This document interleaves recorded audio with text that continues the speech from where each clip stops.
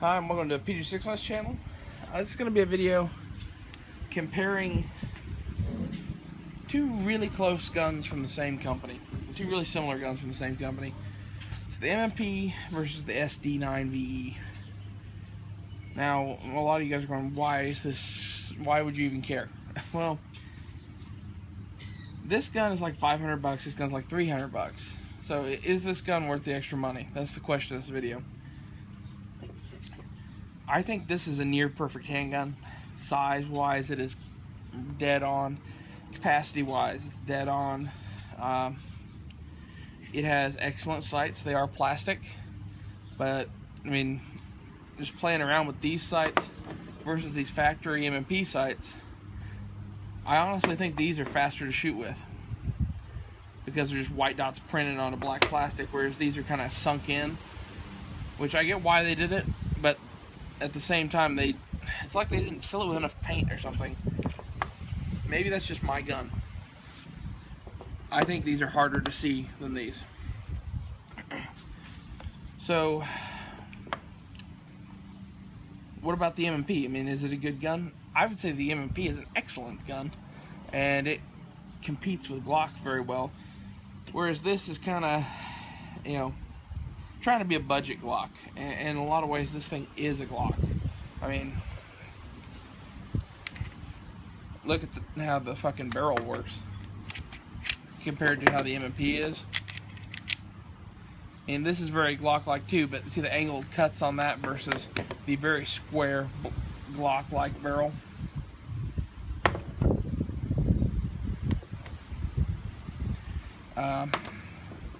Anyway, takedown method. This one is Glock, that one is SIG. I would prefer the SIG myself. The what do you want to call that? Slide serrations. The MMP has these fish scale like things, where the SD has these straight lines. They're both effective. In fact, I would love to see a more expensive version of this gun. If you up the polymer quality, up the trigger quality, put a pair of factory night sights on it, and sold this gun for 500 bucks, I would buy one. That and up the magazine quality, because these things, it's like the follower is 3D printed. Not a fan of that. It works, I'm sure. But as far as long term, whatever, I don't know which would hold up. I would give my edge to the MMP magazine, which has basically the same sort of like plastic follower, but it's sorry, like an injection molded polymer, not a 3D printed plastic.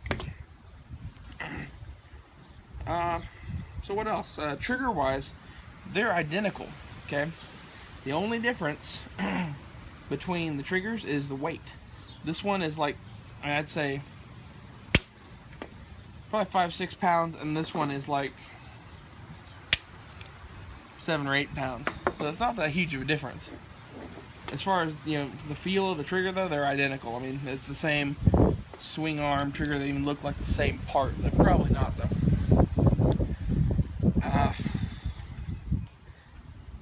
Accuracy wise, they're both accurate handguns. I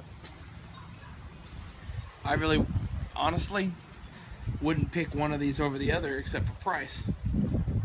And, to some extent, quality. This is a higher quality gun than this. Don't get me wrong. It definitely is worth the extra money. But as far as I'm concerned, if you just want a gun to shoot, this is an awesome, awesome gun. And this is like the same gun made just a little bit better. So, next time I go to an indoor range, I'll put up 2 targets at like 15 yards and have a shoot off between these two and see if there's any appreciable difference in a target environment like that. And we'll do a follow-up video on this.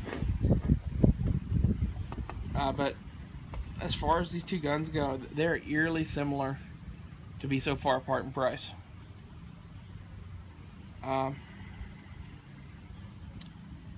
The cool thing that the MMP has going for it is that it's made to compete with Glock in the military law enforcement market, so it has a higher build quality and it has extra features like these interchangeable back straps and metal sights, which is a nice upgrade. I mean, I already said I think I actually like these better, but that has more to do with sight picture and actual using the sights more than it does how durable the sights are. I would like to see those sights be metal too. Anyway, those are just kind of my thoughts on these two guns side by side. I really like them both. And honestly, if you're going to go with an all Smith & Wesson setup, car gun, carry gun.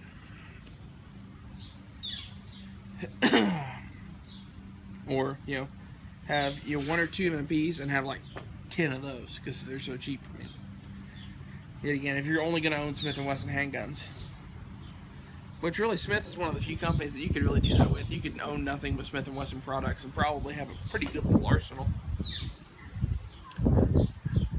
So I hope someone found this interesting. I don't really have too much to say about this, I guess.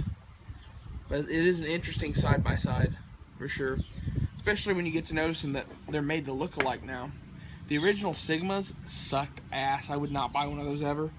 These are actually fairly sexy looking guns. And they even kind of mirror their bigger brother here with the trigger guard and the overall shape of the gun. Although I would say this one is more Glock-like to me than the M&P. The M&P really strived to be its own thing. So, be sure to thumbs up the video, like, subscribe, all that bullshit. I'll see you guys later.